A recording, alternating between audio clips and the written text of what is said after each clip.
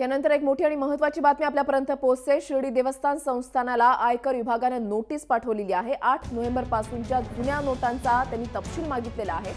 दानामध्ये मिळालेल्या जुन्या नोटांचा हा तपशील मागवण्यात आलेला आहे। गेल्या 8 दिवसात जवळपास 40 लाखांच्या जुन्या नोटा या त्या ठिकाणी जमा झालेल्या आहेत। महत्त्वाची आणि मोठी बातमी आपण पाहताय। 8 नोव्हेंबरला नोटाबंदीचा निर्णय जाहीर झाल्यानंतर अनेक संस्थानांमध्ये जुन्या नोटा दान स्वरूपामध्ये देण्याचं प्रमाण वाढलेलं होतं आणि त्याच्यामध्ये शिर्डी देवस्थान सुद्धा होतं।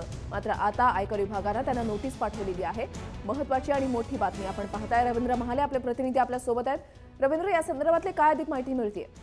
रुशाली, 8 तारखेपासून जे चलनातनं 1000 आणि 500च्या नोटा बंदचा निर्णय झाल्यानंतर साईबाबा संस्थानला ज्या भाविकांकडनं 1000 आणि 500च्या नोटा आल्या आहेत त्या नोटांची साईबाबा संस्थानकडनं आयकर विभागाने तपशील मागितलेले आहे। तसंच 24 नोव्हेंबर पर्यंत ज्या काही 1000-500च्या नोटा भाविकांनी बाबांच्या दानपेटीत टाकलेल्या आहेत त्याची तपशील मागितलेली आहेत।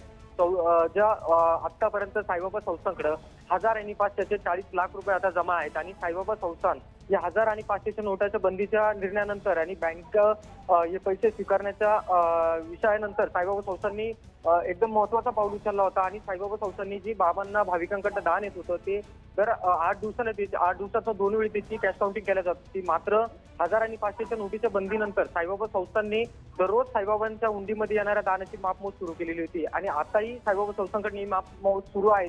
मात्र आज साईबाबा संस्थांना आयकर विभागाकडनं पत्र आलंय की साईबाबांना आता 8 तारखेपासून जे नोटाबंदीच्या निर्णयानंतर भाविकांनी बाबांना 1000 आणि 500च्या नोटा किती दान स्वरूपात दिलेल्या आहेत त्याची कागदपत्री तपशील जे आहेत आयकर विभागाने मागवलेले आहेत। तसंच 24 नोव्हेंबर पासून आता जे पैसे जमा झालेले आहेत साईबाबा खात्यामध्ये 40 लाख रुपयाच्या 1000 आणि 500च्या नोटा आता साईबाबा संस्थांकडे जमा आहेत। नक्कीच धन्यवाद रवींद्र, दिलेल्या सविस्तर माहितीसाठी। अपडेट्स वेळोवेळी तुमच्याकडून जाणून घेणार आहोत। आताच्या घडीची सर्वात मोठी आणि महत्त्वाची बातमी आपण पाहताय।